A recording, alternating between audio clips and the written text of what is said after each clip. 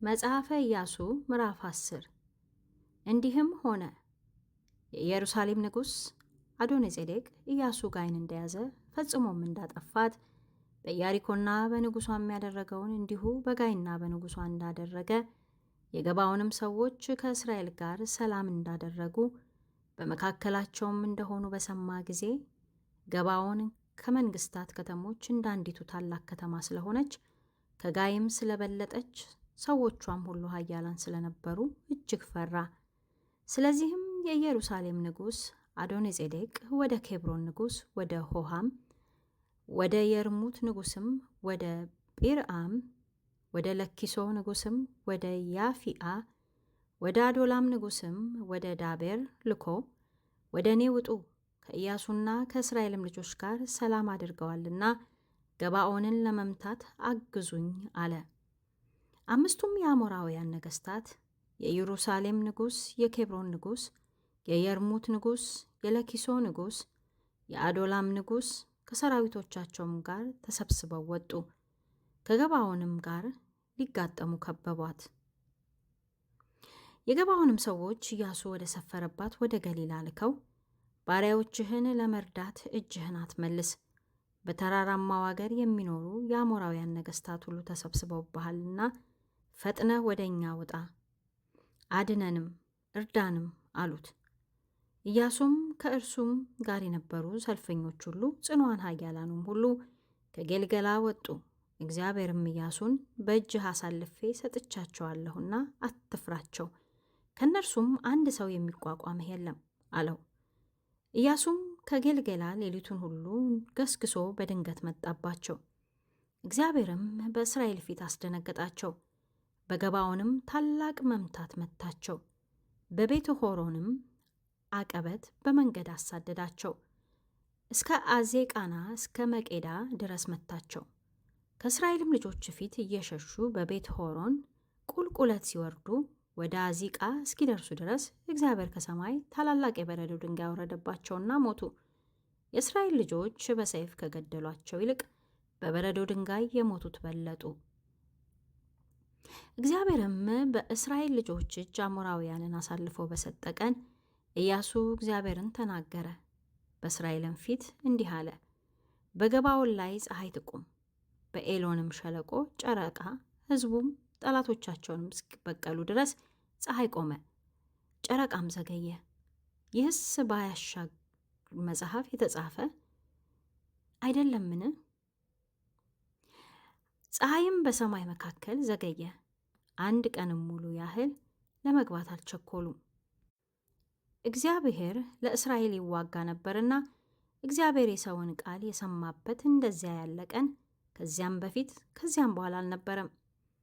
ኢያሱም ከእርሱም ጋር እስራኤል ሁሉ ወደ ሰፈራቸው ወደ ጌልጌላ ተመለሱ። እነዚህም 5 ነገሥታት ሸሽተው በመቄዳ ዋሻ ተሸሸጉ። ለኢያሱም 5ቱ ነገሥታት በመቄዳ ዋሻ ተሸሽገው ተገኙ ብለው ነገሩት።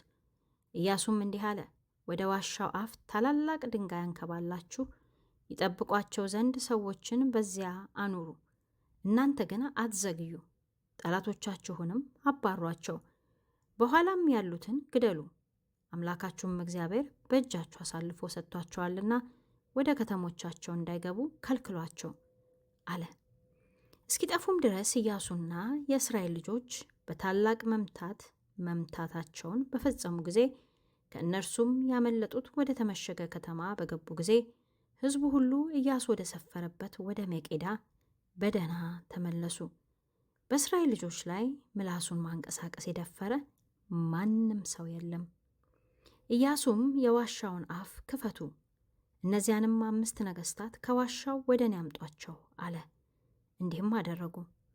5ቱንም ነገሥታት የኢየሩሳሌምን ንጉሥ፣ የኬብሮንም ንጉሥ፣ የየርሙላትንም ንጉሥ፣ የለኪሶንም ንጉሥ፣ የአዶላምንም ንጉሥ ከዋሻው ወደ እርሱ አወጧቸው። እነዚያም ነገሥታት ወደ ኢያሱ ባወጧቸው ጊዜ ኢያሱ የእስራኤልን ሰዎች ሁሉ ጠራ። ከእርሱም ጋር የሄዱትን የሰልፈኞች አለቆች ቅረቡ፣ በእነዚህም ነገሥታት አንገት ላይ እግራችሁን አኑሩ አላቸው። ቀረቡም፣ በአንገቶቻቸውም ላይ እግራቸውን አኖሩ። ኢያሱም እግዚአብሔር በምትወጓቸው በጠላቶቻችሁ ሁሉ ላይ እንዲሁ ያደርጋልና አትፍሩ፣ አትደንግጡ፣ ጽኑ፣ አይዟችሁ አላቸው። በዚህም በኋላ መጥተው ገደሏቸው፣ በአምስቱም ዛፎች ላይ ሰቀሏቸው። እስከ ማታም ድረስ በዛፎቹ ተሰቅለው ቆዩ። ፀሐይም ልትገባ በቀረበች ጊዜ ኢያሱ አዘዘ፣ ከዛፎቹም አወረዷቸው፣ ተሸሽገውም በነበሩበት ዋሻ ጣሏቸው። እስከ ዛሬም ድረስ በዋሻው አፍ ታላላቅ ድንጋይ ተደርጓል። በዚያም ቀን ኢያሱ መቄዳንን ያዛት፣ እርሷንምና ንጉሷንም በሰይፍ ስለት መታ፣ በእርሷም ያሉትን ነፍሳት ሁሉ ፈጽሞ አጠፋቸው። ከእነርሱም አንዱን ስንኳን አላስቀረም። በኢያሪኮም ንጉሥ እንዳደረገ በመቄዳ ንጉሥ አደረገ። ኢያሱም ከእርሱም ጋር እስራኤል ሁሉ ከመቄዳ ወደ ልብና አለፉ፣ ልብናንም ወጉ። እግዚአብሔርም እርሷንና ንጉሷን በእስራኤል እጅ አሳልፎ ሰጠ። እርሷንም በእርሷም ያሉትን ነፍሳት ሁሉ በሰይፍ ስለት መታ፣ በእርሷም አንዱን ስንኳን አላስቀረም። በኢያሪኮም ንጉሥ እንዳደረገው በልብና ንጉሥ አደረገ። ኢያሱም ከእርሱም ጋር እስራኤል ሁሉ ከልብና ወደ ለኪሶ አለፉ፣ ከበቧትም፣ ወጓትም። እግዚአብሔርም ለኪሶን በእስራኤል እጅ አሳልፎ ሰጣት። በሁለተኛውም ቀን ያዟት፣ በልብናም እንዳደረጉት ሁሉ እርሷን በእርሷም ያሉትን ነፍሳት ሁሉ በሰይፍ ስለት መቷቸው። በዚያን ጊዜም የጌዝር ንጉሥ ሆራም ለኪሶን ለመርዳት ወጣ። ኢያሱም አንድስ እንኳን ሳይቀር እርሱንና ሕዝቡን መታ። ኢያሱም ከእርሱም ጋር እስራኤል ሁሉ ከለኪሶ ወደ አዶላም አለፉ፣ ከበቧትም፣ ወጓትም። በዚያም ቀን ያዟት፣ በሰይፍም ስለት መቷት።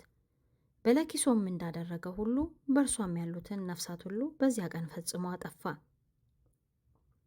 ኢያሱም ከእርሱም ጋር እስራኤል ሁሉ ከአዶላም ወደ ኬብሮን ወጡ፣ ወጓትም፣ ያዟትም። እርሷንም ንጉሷንም ከተሞቿንም ሁሉ በእርሷም ያሉትን ነፍሳት ሁሉ በሰይፍ ስለት መቱ። በአዶላም እንዳደረገው ሁሉ ማንንም አላስቀረም። እርሷንም በእርሷም ያሉትን ነፍሳት ሁሉ ፈጽሞ አጠፋ። ኢያሱም ከእርሱም ጋር እስራኤል ሁሉ ወደ ዳቤር ተመለሱ፣ ወጓትም፣ እርሷንም ንጉሷንም ከተሞቿንም ያዙ፣ በሰይፍም ስለት መቷቸው። በእነርሱም ውስጥ ያሉትን ነፍሳት ሁሉ ፈጽመው አጠፉ፣ ማንንም አላስቀረም። በኬብሮን ደግሞ በልብናና በንጉሷም እንዳደረገው እንዲሁ በዳቤርና በንጉሷ አደረገ። እንዲሁም ኢያሱ ምድሪቱን ሁሉ፣ ተራራማውን አገር፣ ደቡቡንም፣ ቆላውንም፣ ቁልቁለቱንም፣ ነገሥታቶቻቸውንም ሁሉ መታ፣ ማንም አላስቀረም። የእስራኤል አምላክ እግዚአብሔር እንዳዘዘው ነፍስ ያለበትን ሁሉ ፈጽሞ አጠፋ። ኢያሱም ከቃዴስ በርኔ እስከ ጋዛ ድረስ የጎሶምንም ምድር ሁሉ እስከ ገባዖን ድረስ መታ። የእስራኤልም አምላክ እግዚአብሔር ለእስራኤል ስለተዋጋላቸው ኢያሱ እነዚህን ነገሥታት ሁሉ ምድራቸውንም በአንድ ጊዜ ያዘ። ኢያሱም ከእርሱም ጋር እስራኤል ሁሉ ወደ ሰፈሩ ወደ ጌልጌላ ተመለሱ።